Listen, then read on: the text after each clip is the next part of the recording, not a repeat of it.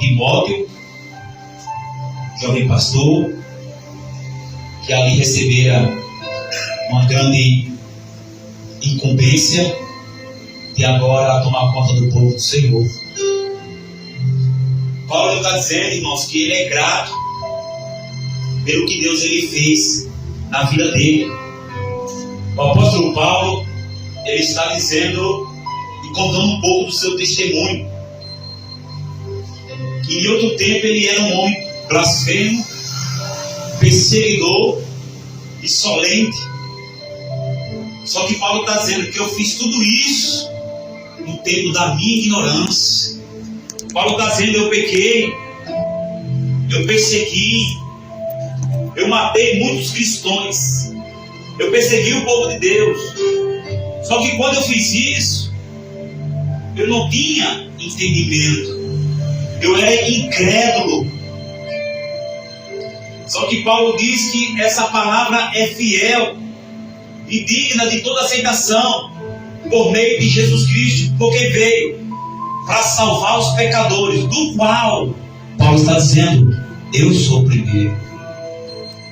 Mesmo Paulo sendo transformado, mesmo Paulo sendo lapidado pela palavra, mesmo Paulo sendo constrangido no caminho de Damasco, mesmo Paulo sendo um homem usado com os novos dons que ele tinha, mesmo Paulo sendo o pregador dos gentios, mesmo Paulo obtendo todo o conhecimento em seu tempo, estudado, aprendido com o mestre da lei em sua época, o Gamaliel, mesmo Paulo crescendo tanto em espírito, ele declara para Timóteo, esse Jesus, ele veio salvar, ele veio morrer para salvar todos os pecadores, do qual eu sou o primeiro. Paulo poderia, agora eu estou limpo pela palavra, agora eu sou um homem diferente. Paulo poderia levantar seu pescoço, a sua cabeça e dizer, olhe direito para mim, rapaz, que eu agora sou um homem de Deus, agora eu fui arrebatado ao terceiro céu, vi coisas que não é lícito aos homens contar, então você me respeita. Não, Paulo, ele está usando a humildade, porque servir a Deus é ser humilde nas suas palavras, servir a Deus é ser humilde com o seu vizinho, servir a Deus é ser humilde para com os irmãos. Paulo está dizendo, se esse Jesus veio para salvar os pecadores, mas de todos eles, ninguém aqui foi pior do que eu. É isso que Paulo está dizendo, porque eu entendi uma coisa, irmão, nessa noite, que quando eu mais me aproximo de Deus, eu mais reconheço o quanto eu dependo dele. Há uns grupos hoje em dia que quanto ele mais é usado na palavra, há uns grupos hoje em dia que quanto mais Deus usa ela no louvor, há uns grupos hoje em dia que quanto mais Deus dá revelação a ele, mais ele inflama o seu ego. Deus não está nisso, irmão. Deus não te chamou para se achar, Deus te chamou para ser pequeno, Deus te chamou para ser exemplo, como cabeça na tua casa. Pois Paulo está transmitindo para mim essa noite, quanto mais eu me aproximo de Deus, quanto mais eu me achego diante do trono de Deus, Paulo está dizendo, quanto mais eu conheço a Deus, Paulo está dizendo, mais eu reconheço o quanto eu sou falho. Porque o que revela o seu pecado, muitas das vezes não é um profeta. O que revela o seu pecado, muitas das vezes não é a sua família na sua casa. Pode revelar? Pode. Mas o que mais revela que você é pecador é quando você chega próximo da santidade de Jesus. Lembra da pesca maravilhosa? Se não me falha a memória, é Lucas 5 ou é Marcos 5, irmão? Me falha a memória. Se alguém lembrar, por gentileza, me ajude aí. Quando Jesus pega o barco de Pedro ali, daqueles pescadores, prega o seu sermão. Depois Pedro conversa com Jesus, está cansado daquela noite de não ter pegado nada, mas segundo a tua palavra, eu vou lançar a rede de novo. E Pedro, ele lança a rede, ele traz uma quantidade de peixe, a tal modo da rede quase se romper, ele pede ajuda aos outros irmãos do barco, e os outros pescadores ajudam ele. Depois que acontece esse milagre extraordinário, é esse Pedro que se ajoelha diante de Jesus e vai para longe de mim, que eu sou um homem pecador. Quanto mais Deus opera na tua vida, mais você tem que reconhecer a graça dele, irmão. Você tem que reconhecer a misericórdia dele. quanto mais eu me aproximo de Deus, quanto mais eu me aproximo das coisas de Deus, eu reconheço. Você acha que você está aqui nessa noite porque você é bom? Você acha que você está aqui nessa noite porque você merece? Porque para mim e para você, irmãos, tinha uma cruz preparada. Era a morte da época. Todo homem que praticava qualquer fosse o seu delito tinha que passar na cruz. E não é chegar na cruz, alguém botar os preguinhos em você e ali você morrer, não. Segundo a tradição, isso não aconteceu com Jesus. Porque tinha uma profecia que foi profetizada pelo profeta Isaías que nenhum dos seus ossos seriam quebrados. Mas segundo a história, quebrava o osso da coxa do criminoso, quebrava o outro osso, quebrava os seus braços. Para quê, pastor? Para a morte do criminoso ser abreviada, para não demorar na cruz, porque tinha gente para morrer. Você está achando que eles não queriam quebrar os ossos de Jesus, não, irmão? Só que por causa de uma profecia, só que por causa de uma palavra, e eu vou liberar uma palavra para você também nessa noite. Por causa da palavra, você ainda está de pé. Por causa das promessas de Deus na tua vida, você ainda está de pé, rapaz. Aleluia, louvado seja Deus. É por causa da palavra que nós estamos aqui nessa noite. É porque o homem se fez maldição. Paulo estava dizendo, eu não sou digno. Mas quando eu olho para a glória dele, eu vejo o quanto eu preciso. Foi ele que declarou, irmão Lucas. O bem que eu quero fazer, isso não faço. Paulo estava dizendo, eu tenho, irmão João Vitor, até a intenção de fazer o bem. Mas o bem que eu quero fazer, esse não faço. Mas o mal que eu não quero está diante de mim. Paulo estava dizendo, se eu me deixar me levar, vou me contaminar, vou perder a direção, vou cair e vou ficar para trás e vou ficar perdido em uma geração. Quantos aí fora, irmão, não já se perdeu nessa geração? Se eu perguntar a cada um de vocês, você vai dizer, eu conheço o pastor, alguém que se desviou. Eu conheço o pastor, alguém que caiu. Mas Deus está dizendo, rapaz, tu está de pé ainda por causa da minha palavra. Tu está de pé ainda por causa da minha promessa. Aleluia. Tu está na minha glória. Tu está de pé ainda porque eu te sustento. Porque tu ora e porque alguém ora por ti, rapaz. Você entende, irmãos, que Deus fala para nós nessa noite? Nós não merecíamos, a cruz de maldição não era para ele.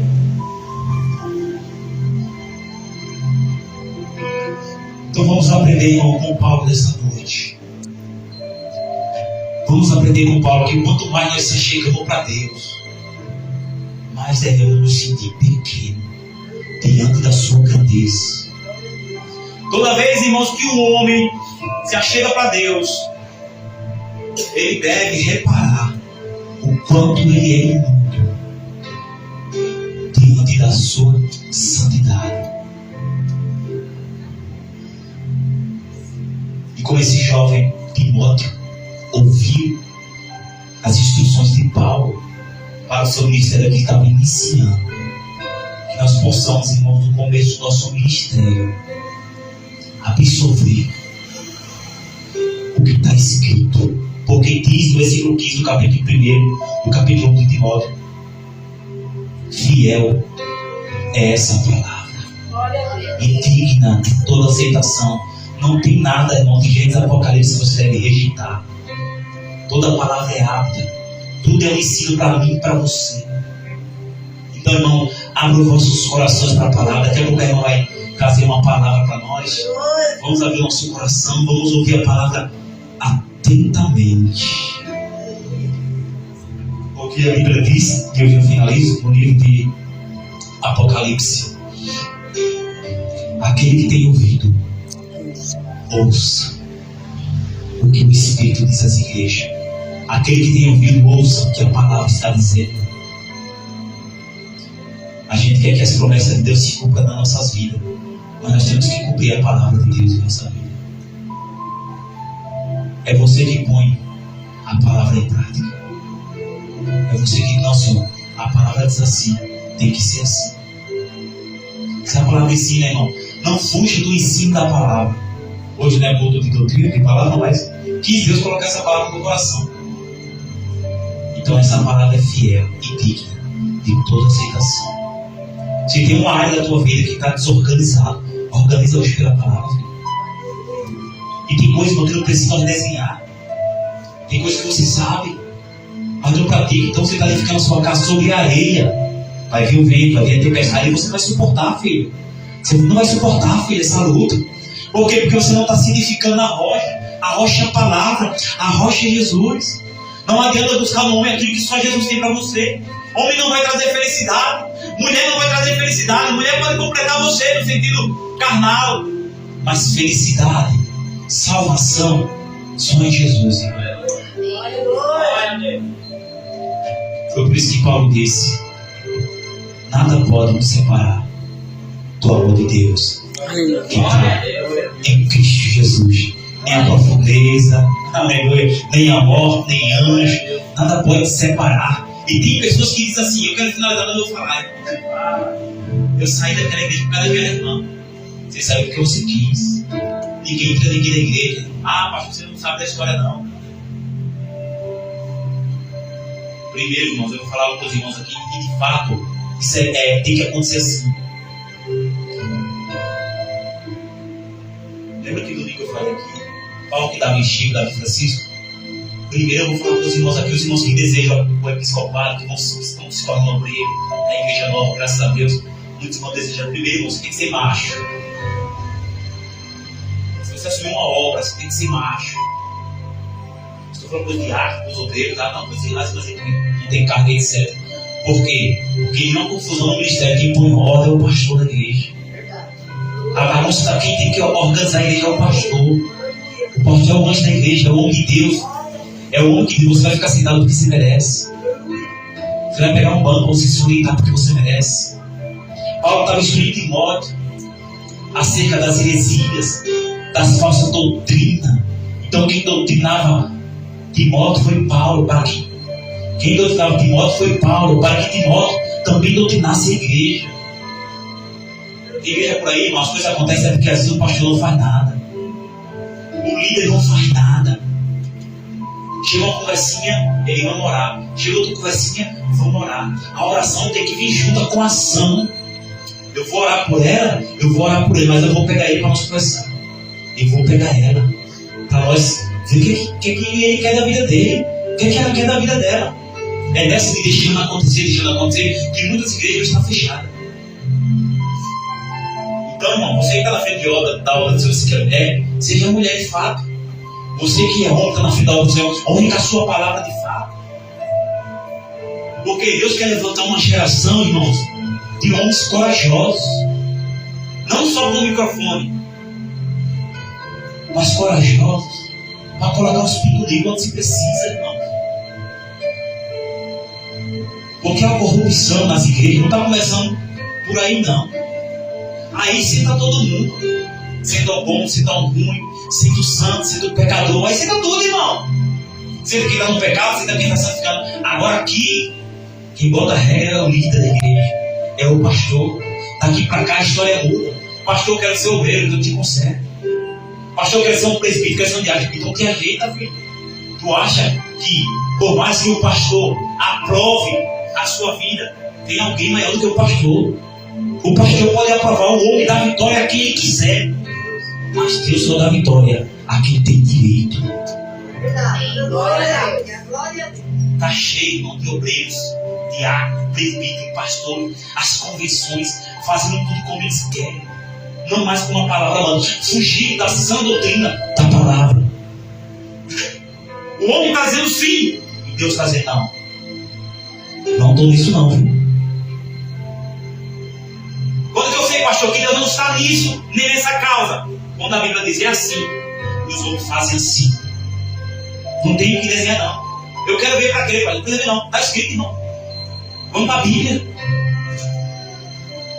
Vamos ser como os crentes belianos, que falam no livro de Atos dos Apóstolos. Eles examinavam. O pastor abre o texto, a igreja abre o texto também. Senão daqui a pouco tem pastor colocando 12 asas nos anjos. E a igreja acredita. Amém? Se seu pastor fosse sincero e falar a verdade para você. Mas tem pessoas que não têm entendimento da palavra, não sabem ler, não sabem escrever, e vai levando todo vento de doutrina.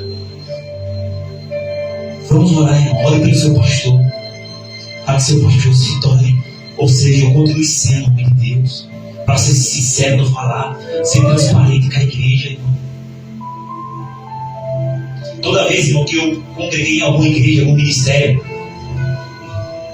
que eu via corrupção fora do altar, eu permanecia, porque não estava no altar. Daí para lá, irmão, é uma coisa. Agora, quando eu vejo corrupção daí para cá, eu disse, eu poder lutar nesse negócio. Aí o que eu fazia?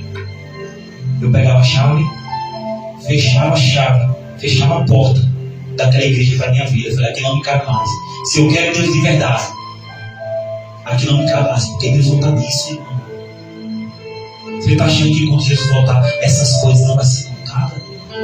Aquele que concorda também pega, irmão. Concordar com ele é pecado do mesmo jeito. Não lhe cabe, filho, não é de Deus, sai fora dessa bagaça, irmão. Eu digo bagaça porque deixou de ser igreja. Eu preguei várias vezes para vocês todos aqui. Vocês sabem disso. No dia que vocês veem que esse pastor aqui está corrompido, sai fora daqui, irmão. Pastor, eu estou vendo que o senhor está pecando, está feliz, está fazendo aquilo. Deus não está mais nesse negócio, sai fora. Pega a tua família, desaparece, coloca uma igreja séria. Agora, se houver sinceridade, irmão, se houver exemplo, como o Paulo falou, fica na casa, irmão. Ajuda a obra, se esforce. Porque eles não sabem que o pastor aqui também trabalha. O pastor aqui também é dizimista. O pastor ajuda dentro das suas condições. Então você não tem um charlatão da fé, não, irmão. Você não tem aqui um charlatão que, por mais que o seu gás acabou e você só tem aquele lugar de pastor, não, dá seu dízimo, depois Jesus dá um jeito, não. Jesus já deu um jeito, Deus já não compra teu gás, irmão. Aleluia. É o que fala no livro de Daniel. Quando a corrupção estiver no meio daquilo que é santo, tem muitos aí que já se corromperam, irmão. Nós precisamos estar diante da palavra. Deus abre meus olhos. Deus abre a minha visão. Deus me revela. Deus me mostra a palavra. Deus me mostra a sinceridade. Deus me mostra se você está naquele lugar. Deus revela. Deus mostra. A Bíblia diz, irmão, que Deus não vai deixar seu povo enganado. Diz o ditado que a mentira tem perna curta, mas um dia ela aparece. A mentira é como um pedaço de madeira apregado no chão, na areia. Mas se mata com martelo. Põe lá embaixo. A areia cobre. Aí vem o vento. Vem a tempestade. Vai soprando. Vai soprando. Daqui a pouco começa a aparecer a cabeça da madeira. A mentira pode demorar, mas ela aparece. E aonde a verdade é pregada, a mentira tem que ir embora. A irmã que teve um sonho hoje. Aleluia. Eu vou contar o sonho da irmã por ela. Que chique. Amém. Que eu dizia para ela um sonho. Eu falei para ela, terça-feira que ela ia pregar, não foi, irmão? E ela disse que eu estava, nós estávamos ontem jogando. Ela disse que eu estava bravo com ela. Irmã Hortência, explane a palavra. A igreja precisa de palavra. A igreja não precisa de vir homem que diz que é cheio do Espírito Santo de Deus para estar rodando aqui por derrubando você, não. Isso aí não traz avivamento na vida de ninguém, não. O que aviva a tua vida, a tua fé, é a palavra. E ela disse que eu estava bravo com aquele olhar. Era olhar, não era? Bravo, como é que é? Bravo, dizendo, irmão, explane a palavra, porque eu disse aos obreiros, suba aqui nesse lugar para pregar a palavra. Aí você fala um pouquinho mais que seja a palavra, irmão. Eu não sei se os irmãos estão acompanhando um caso que estava muito na internet desse tal de Cid Oliveira, desse rapazinho. Meu irmão, que patifaria. O povo acredita mais, irmãos. O povo está, olha, escuta aqui. O povo acredita mais, irmã Lúcia. O povo acredita mais quando o pregador diz: tem um anjo voando aqui dentro. Aí olha, tem dois anjos chegando na porta com a tua bênção. Eu estou vendo que tem um anjo chegando na porta. Tudo bem, que vem um anjo. Mas antes do anjo tem que vir a palavra. Aleluia. Eu não sou contra a profecia. Eu sou contra quem Deus usa da revelação. Eu sou contra o camarada chegar aqui e não pregar a palavra. Não ensinar a palavra. Igreja precisa de palavra. Ovelha precisa de pasto. Grama fresca para se alimentar. Ovelha tem que estar no aprisco. Ovelha tem que ter pastor. Sai fora desse papo de dizer que não precisa de ninguém. Você precisa, porque a palavra muda. Você entende, irmão? Levante a mão assim direito, diga eu necessito a palavra para sobreviver. para sobreviver. Aplauda Jesus.